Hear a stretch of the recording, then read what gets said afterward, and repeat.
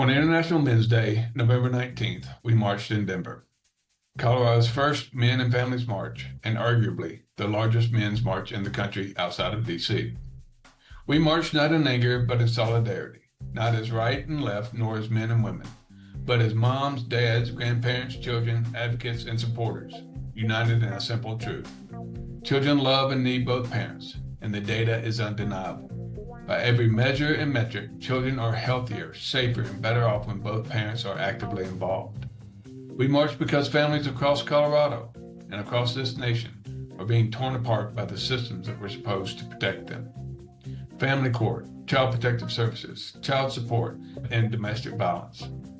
All of them severely broken, all of them lacking accountability, transparency, and due process, all of them hurting and exploiting the very people they claimed to serve. On this day, people showed up and stood together. We walked shoulder to shoulder, not divided by gender, politics, or personal stories, but united in belief that equal shared parenting must become the norm, not the exception. We marched to protect parental rights, to demand due process, to push back against false allegations, coercive control, and government intrusion in our lives. To insist that the bond between parent and child is sacred and must never be severed without clear, convincing evidence of harm. And we march because change is not only possible, it is coming.